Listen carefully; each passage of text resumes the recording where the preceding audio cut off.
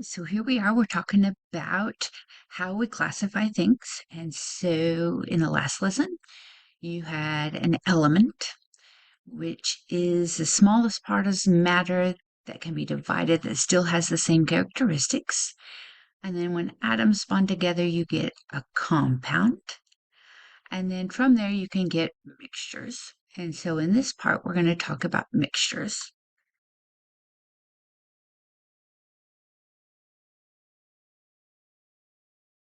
So a mixture is when you have a combination of two or more substances.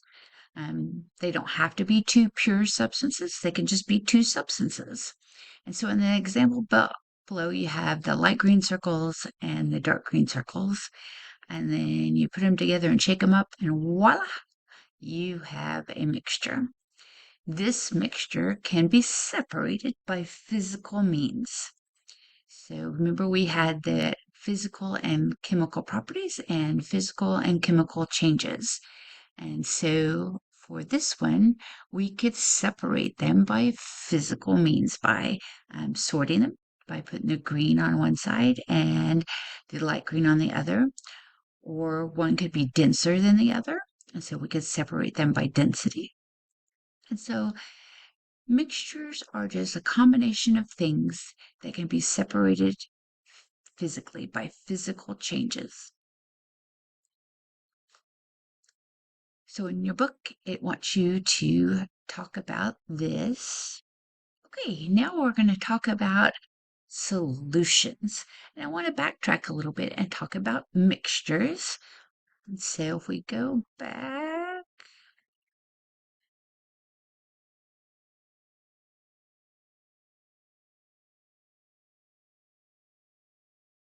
so here are a couple ways that we can separate mixtures. Just a little review of our last session together. You can use a distillation process. So in this image over here on the left, you add heat to a solution and you raise the liquid to its boiling point. It doesn't have to be water. It could be oil. It could be two types of alcohols that have different evaporation rates. And so with that heat, the steam rises. And I didn't want to do that. Go back. The steam rises, so the gas comes up, and when it gets here, it cools and condenses, and so then it falls down, and the particles slow down and become a liquid, that phase change, and then you can collect it over here. A lot of organic chemistry does this distillation process to separate different chemicals that are in solution. The other one here is kind of fun.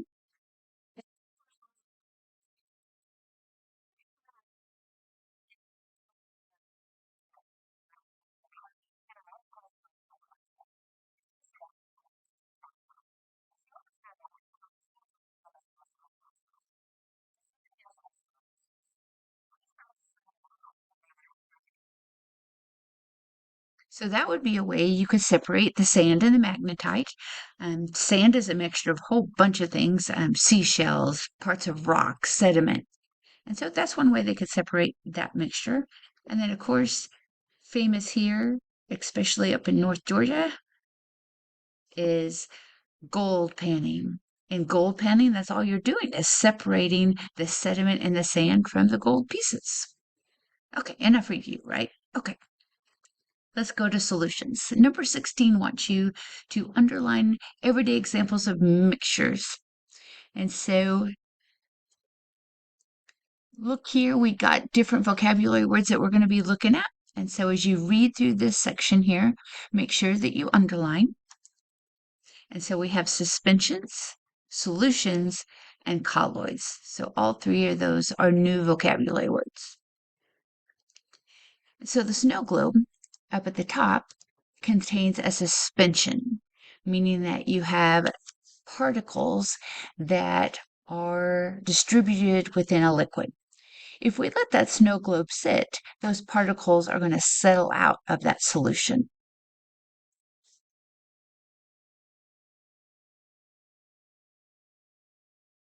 Homogeneous solutions would be things that have the chemicals spread out evenly in the liquid. So T is a good example. And then gelatin is a colloid, and they're a little different.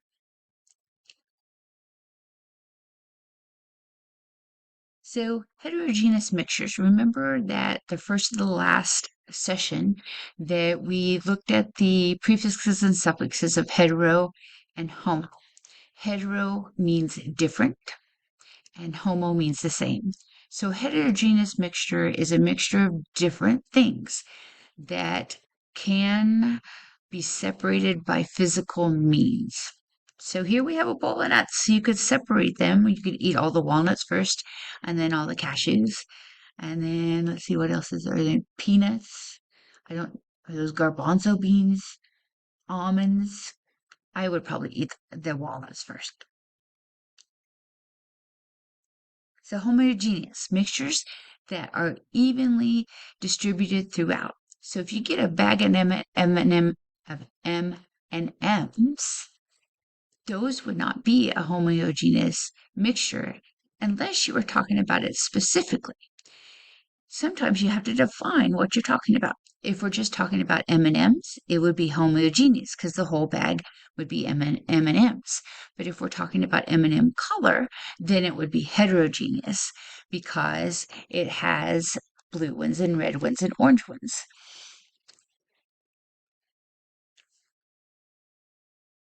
So here we'll look at brass. What do you think? Is brass homogeneous or heterogeneous? Give it a think. So brass is an alloy, means it's a mixture of metals. We mix metals sometimes because that helps make them stronger or helps enhance one of the characteristics of the metal. So brass is made up of copper and zinc, and it's considered homogeneous because the elements are evenly distributed throughout the brass. So you wouldn't have one part of the brass be more zinc and less copper than you would in another part. And so when we put these two together and melt them together, and then they solidify in that phase change, then it would be considered homogeneous.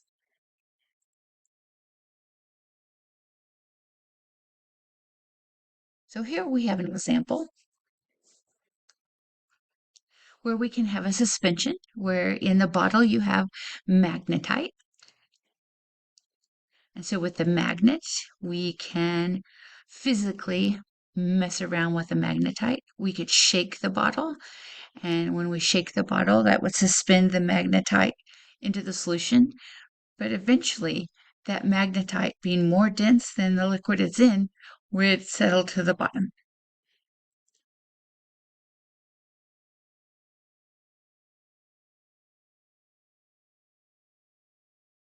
So solutions do not have to be liquid. You could have a solution of gases. The air that we breathe, we think that it's almost all oxygen, but it's not. It's a mixture of carbon dioxide that we're breathing out, and it's actually more nitrogen than it is oxygen. So there are a lot of gases that we breathe in right now, and it's more than just oxygen. You've got carbon dioxide, you've got water vapor.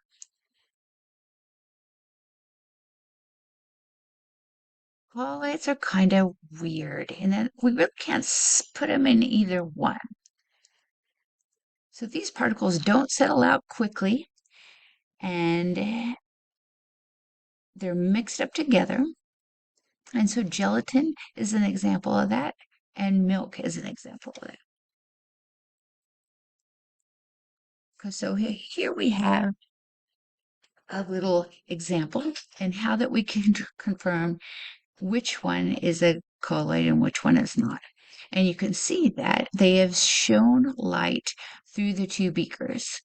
And so the one on the left, you don't have any scattering of light. So that wouldn't be a colloid.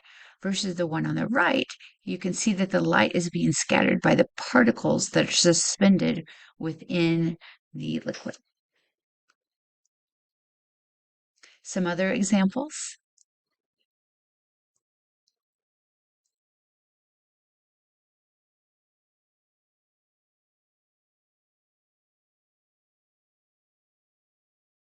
So you have a summarize part on page 69, and this would be a good synopsis for knowing the difference between these things. And this would be a good thing to put a star by, put a tab on that you could go back to help you study for the tests, because it's a good summary of what you need to know. And that's the end of the